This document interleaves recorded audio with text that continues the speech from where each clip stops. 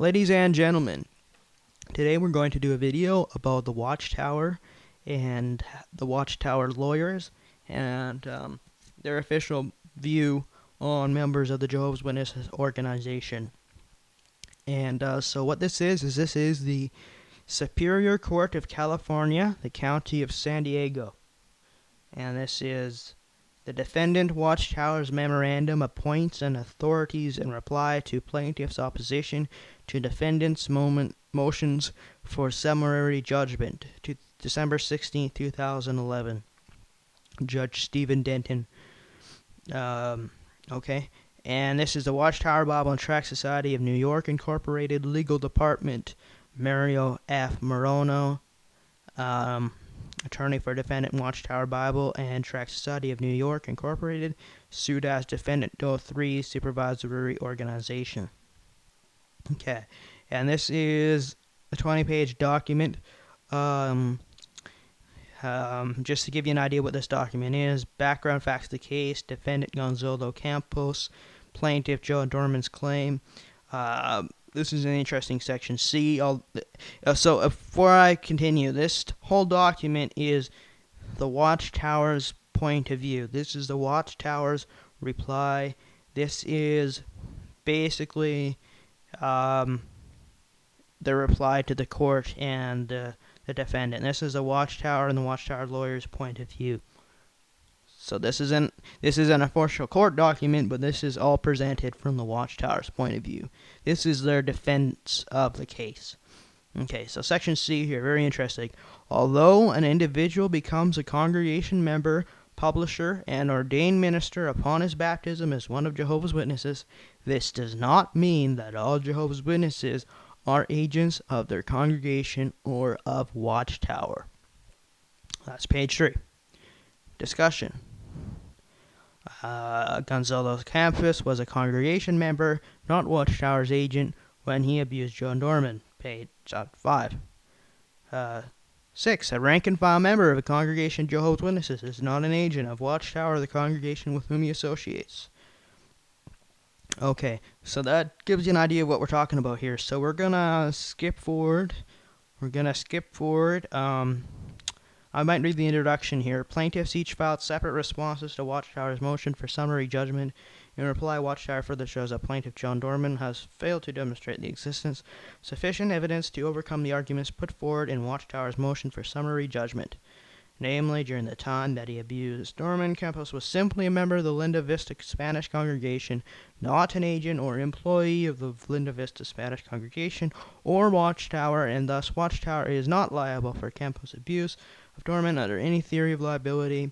And 2, even if this court were to accept Dorman's assertion that Campos was a pioneer at the time of Dorman's abuse as true for the purpose of Watchtower's motion for summary judgment, Watchtower is not liable for Campos' abuse of Dorman at a private home or while Campos was driving Dorman to and from campus secular landscaping jobs. Okay, so this is the Watchtower's defense. So they're saying that he was simply a member of the congregation and not an agent or employee of the Linda Vista Spanish congregation or Watchtower, and thus Watchtower is not liable for his abuse. Isn't that something? And so we're gonna forward a little bit further here. It talks about the details. Okay, here's what we want. Section C. Although an individual becomes a congregation member, publisher, and ordained minister upon his baptism as one of Jehovah's Witnesses, this does not mean that all Jehovah's Witnesses are agents of their congregation or of Watchtower. Okay, so I'm going to read to you, and again, this is a court document, public document, so it can be presented. I don't think there's any copyright on it. When a man, woman, or child is baptized as one of Jehovah's Witnesses, he or she is considered a congregation member, publisher, and an ordained minister.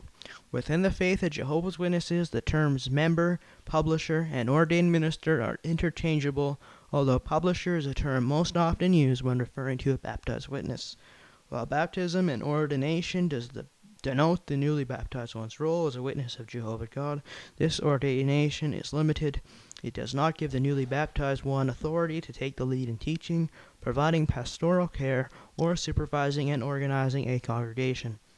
Such authority is exercised only by a male witness appointed to serve as an elder. Okay, second paragraph.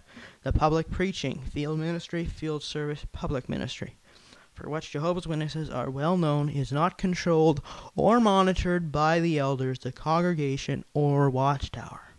An individual publisher's field ministry activity, including the time and manner it is carried out, is a personal matter between the publisher and his God.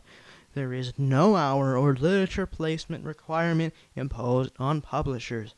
Jehovah's Witnesses do not engage in the field ministry as representatives or on behalf of Watchtower or any congregation of Jehovah's Witnesses. I think I need to read that again. Jehovah's Witnesses do not engage in the field ministry as representatives on or behalf of Watchtower or on any congregation of Jehovah's Witnesses.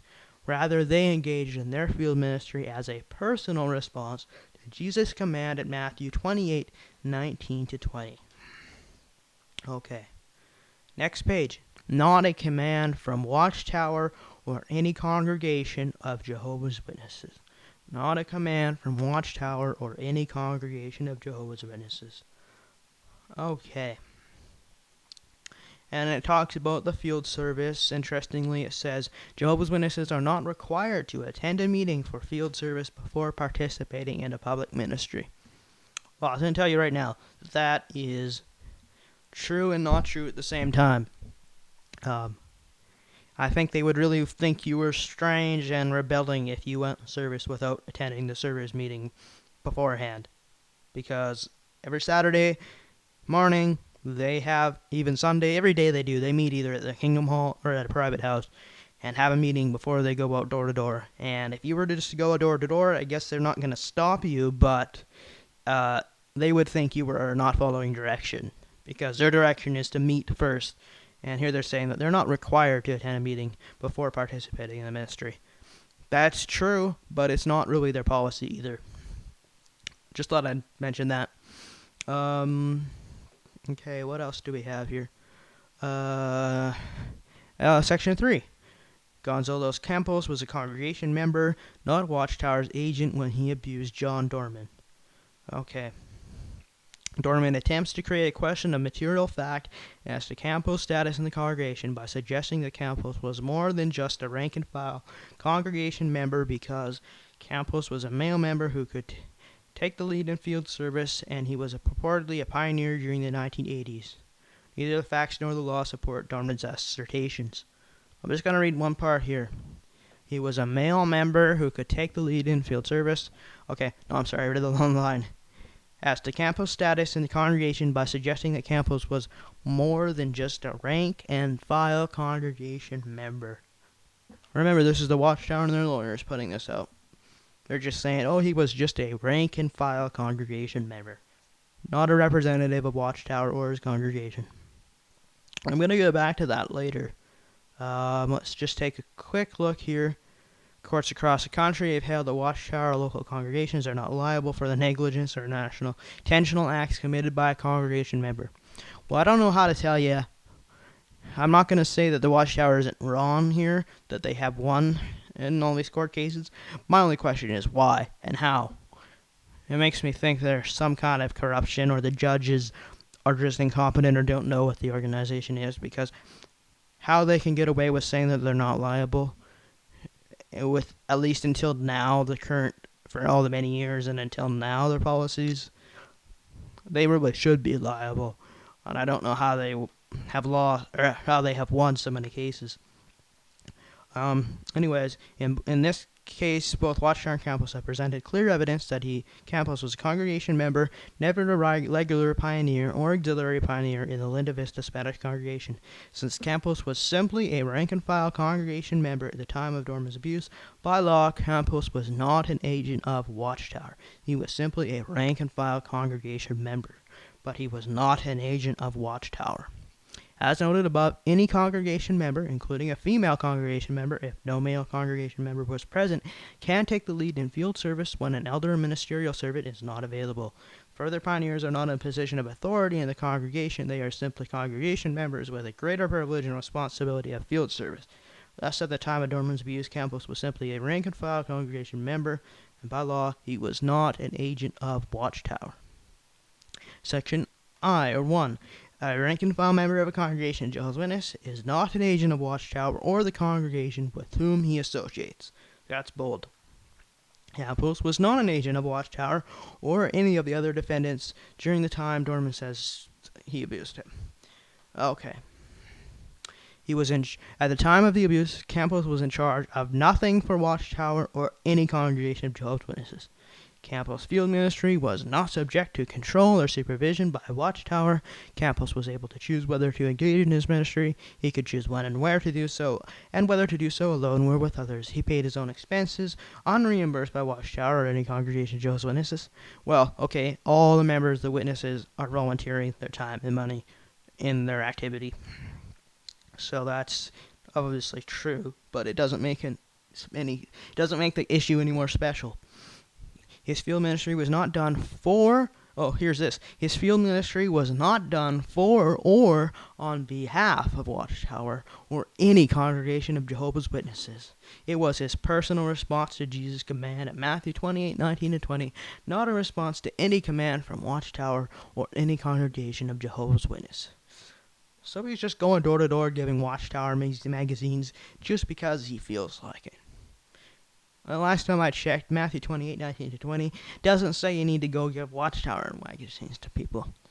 It says to preach the word, the Bible, the gospel about Jesus, not to hand out Watchtower and Awake magazines and tell people to go to the Kingdom Hall of Jehovah's Witnesses.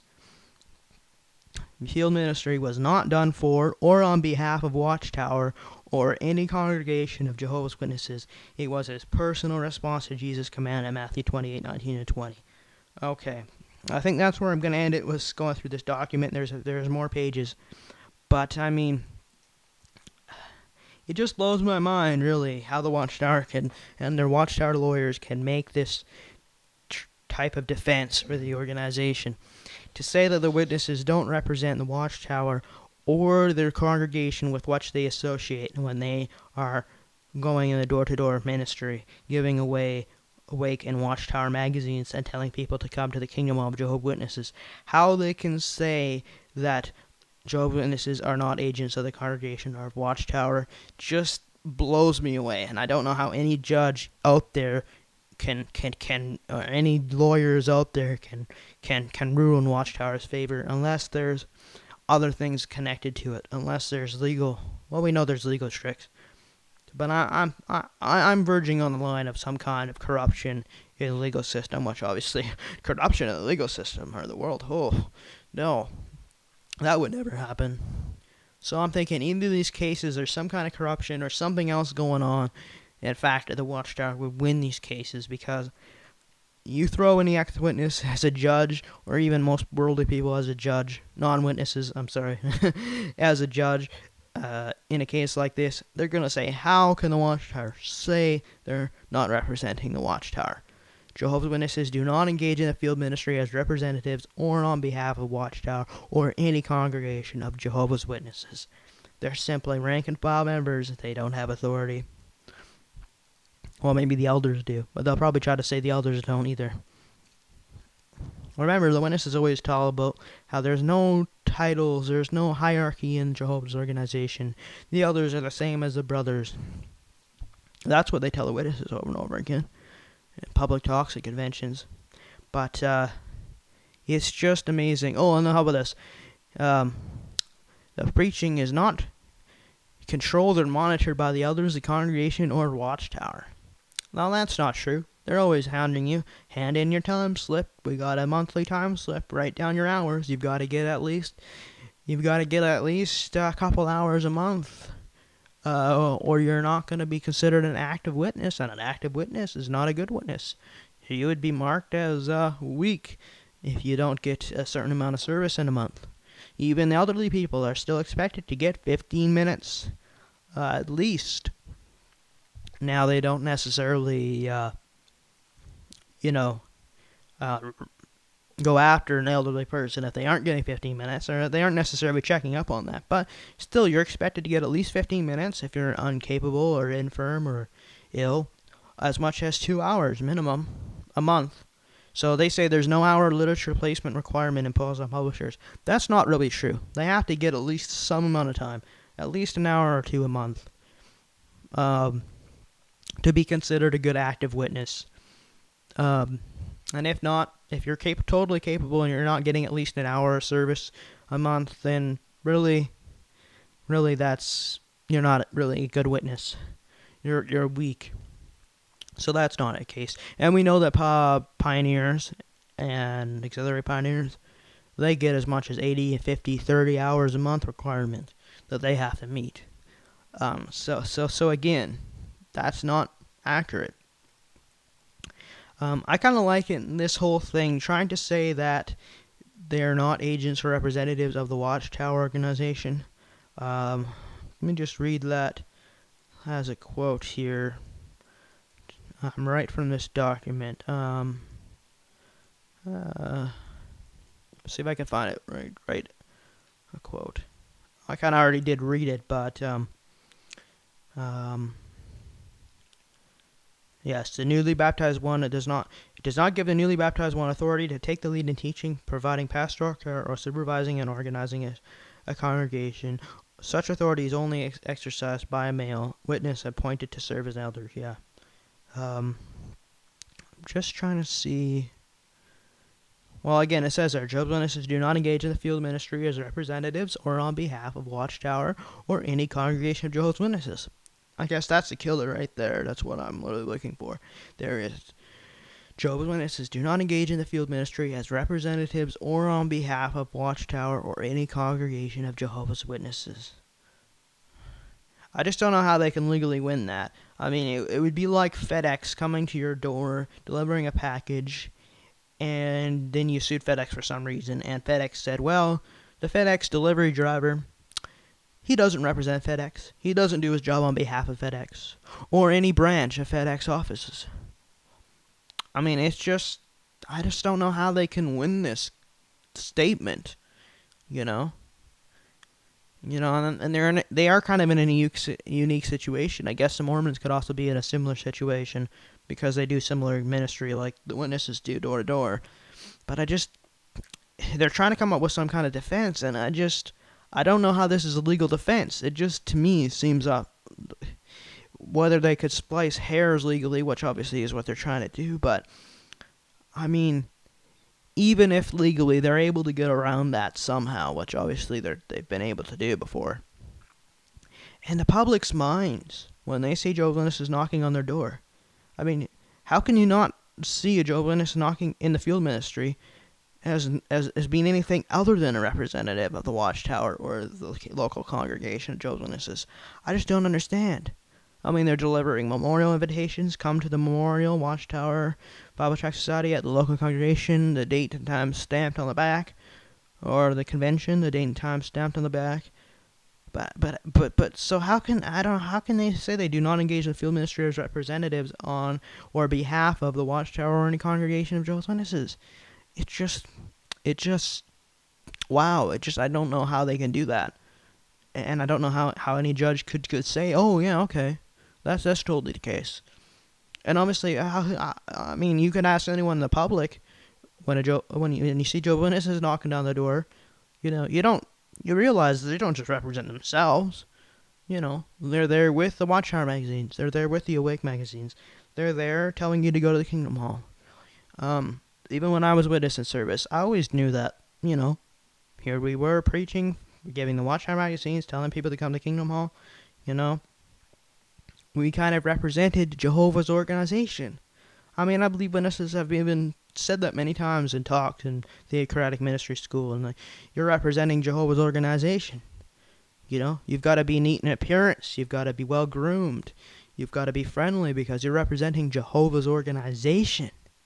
Oh, not just Watchtower or a congregation, local building of the witnesses. You're representing God, Jehovah's organization. So you really have to do a good job. You really have to be well groomed. You really have to be special because you are representing Jehovah and his organization.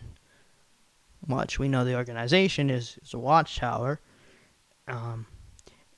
and the organization of the Watchtower being Jehovah's organization is obviously even a bigger picture that includes the Watchtower, but also includes other things.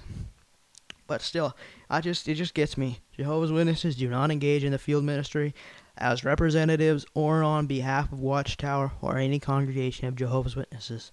I just think if any other corporation out there was trying to use that type of defense, it would never fly. It would never fly. So it blows my mind. And if they can win court cases like this, it tells me that there's some serious legal corruption out there. I mean, we know the legal lawyers can play word games and turn anything around. We all know that. But to be able to make that kind of defense and actually succeed, it's just, what the heck is going on? Maybe our legal system is just, maybe it needs more oversight. I would actually go for that. We need citizens to be able to have oversight legally, but I don't get too political on that, but this just blows my mind. So anyways, you can download this document and find it. It's pretty easy to find. Again, this is the attorney for defendant Watchtower Bible and Tract Society of New York Incorporation. Defendant Watchtower's memorandum appoints and authorities in reply to plaintiff's opposition to defendant's motions for summary judgment, December 16, 2011. Okay, and the trial date was April 20th, 2012. Anyways, that's it for now. I will see y'all later. Bye, everybody.